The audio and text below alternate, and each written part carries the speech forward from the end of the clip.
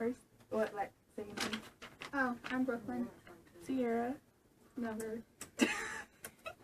Okay, so we're going to be answering the two essential questions. What roles do people play in political processes, and what shapes public opinion, and how does it influence political action? Okay, first question. Me and my colleague. What are the ways people can participate in political processes? People can vote and elect officials and use the First Amendment, like posting things on media and being lobbyists, which influence political leaders. How does the Electoral College encourage or discourage citizen participation in presidential elections? The Electoral College encourages because people can vote for who they want, and majority rules. It can discourage people from liking the Electoral College because smaller states have a lower number of electoral votes. Like as a state, if you have like a lower population, then you have a lower number of Electoral College votes. Why do citizens choose to participate in or avoid the public policy process? People choose to participate because in voting they feel like they have to as an American citizen, and they're taking advantage of their rights as an American citizen. They might choose not to vote because they feel like their opinion doesn't matter, or they're unable to vote because of like physical limitations or legal limitations such as felons. So the next one, what are the ways political parties play a role in politics? Political parties such as Republican or Democrat try to win elections, so they're constantly, in competition.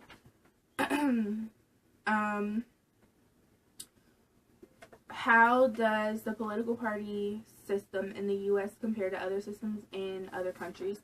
Our system is a democracy where people directly elect officials for office. In a dictatorship, which is like in Cuba, there's only one person that runs everything, and the people or citizens get little or no say in decisions in government. How do major parties compare to minor parties in the U.S.? Major parties aren't very extreme on their views as minor parties are.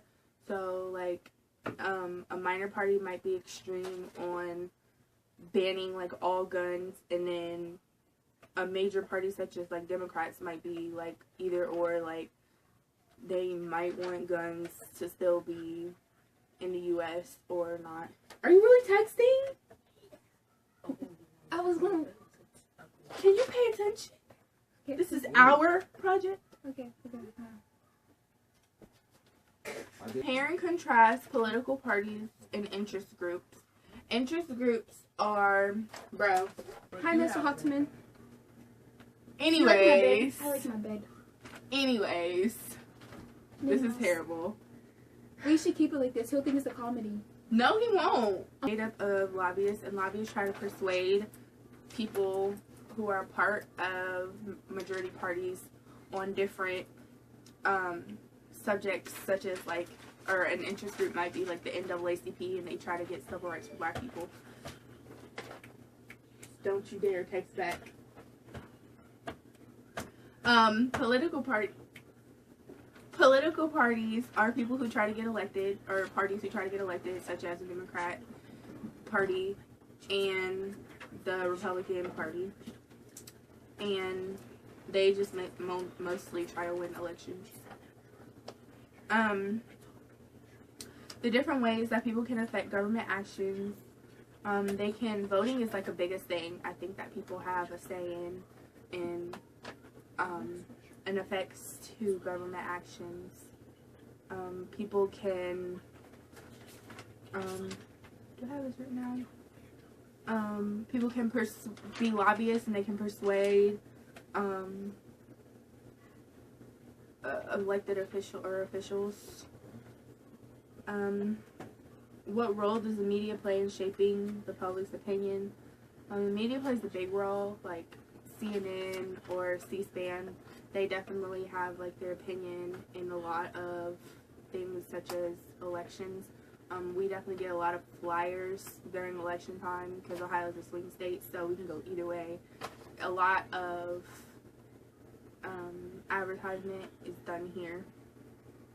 And how does the media encourage or discourage civic participation? The media encourages participation because there is a lot of advertisement.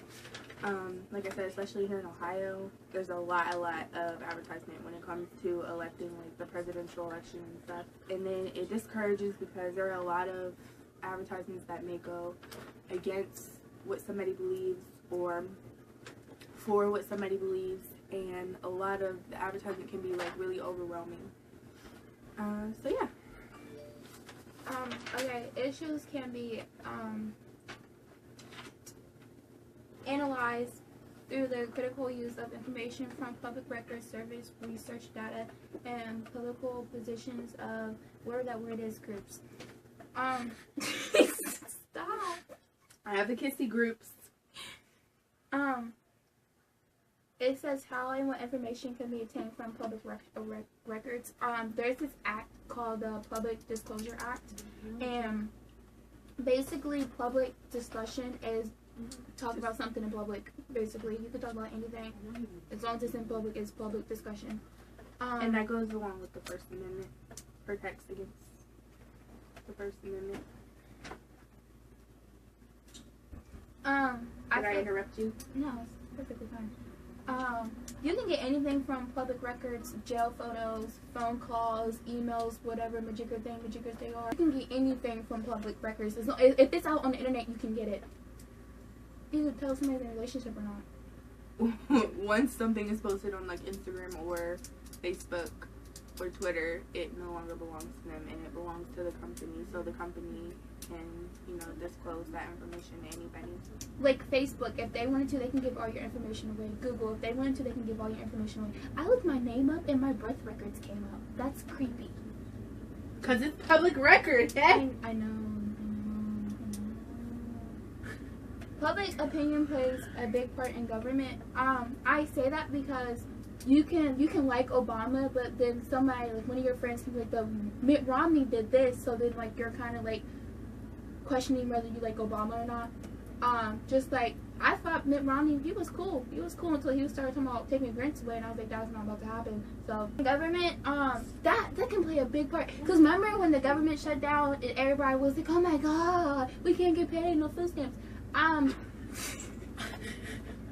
trying to be so for real. Go ahead. I lost my train of thought. The government shut down, no food stamps, and how the public opinion changed. Some people probably thought that the government was really strong and indestructible, and then after that happened, they probably didn't know what to think about the government, because I thought the government was going to be like day one, but it wasn't. They also, if something really big was to happen, they'll come up with something differently to distract us from what's really big, and that also can play into public opinion or whatever. The process of persuasion, compromise, whatever that word is, building. The processes of persuasion, compromise, consensus building, and negotiating contribute to the resolution of conflicts and differences. Show how arguments supported by evidence and data are stronger than those supported by only a belief system. If you can prove that the other person is wrong, then you won. If Sierra say that dresser is red and I say no, look again, it's brown, and I prove that the dresser was brown, I won. Or I could say that it's red because I'm colorblind and that's how I see it, and I can say go get your eyes fixed. And then I could pop Brooklyn in the mouth, but we're not gonna get into that. That's none of my business. We both take a similar drink. Right. Greenhouse compromise and consensus building are used to create public policy. Compromise and consensus building means consensus means everybody agrees on the same thing. And, of course, if everybody agrees, then something is going to happen. I mean, that's just, you know, if me and Brooklyn both agree that the dresser is brown, then it's brown. But if I say that it's red and she proves to me that it's brown, then I could compromise and say, okay, well, fine, I'll say that it's red as long as you say that it's only 3 feet high. Or I'll say that it's brown, excuse me, as long as you say that it's only 3 feet high. Prepare and support arguments that can be used to persuade an audience on a specific topic or issue.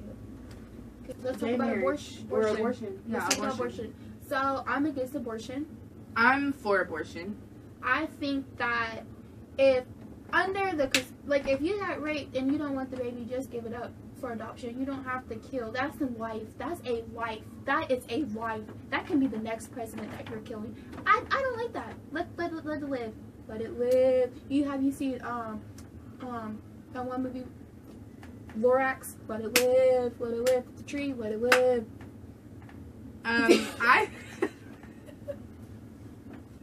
I think that abortion should be legal and it should be more accessible, because like there are so many people that complain about government benefits and they want to cut welfare and all this, but then they say they don't like abortion. Okay, but if you don't want somebody to have a baby that you know that they can't support, and you say you don't want to support it, adoption. Okay, but when you do have adoption, people are still, they're apt to be on government benefits. So I think that you should be pro-abortion because it's the mother's baby, it's her decision, it's her choice. That's just like saying like somebody can't go out and tattoo their own body. I mean, it's their body. They choose to do that. So the last one, show an understanding of how to defend one side of an issue. I think, didn't we do that?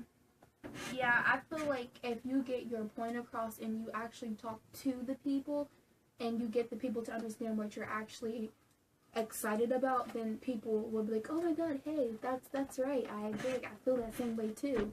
Right. So, like, do you understand what I mean? Like, you can totally have your own opinion on abortion, but do you get what I'm saying by, like, it's their body and they should be able to do what they want with it? I mean, like, I understand that it's their body, but you gotta think about the baby.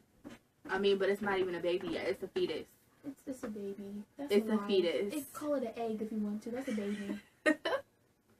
So, so this has been our Unit 3 answers to the essential questions 3.1 and 3.2.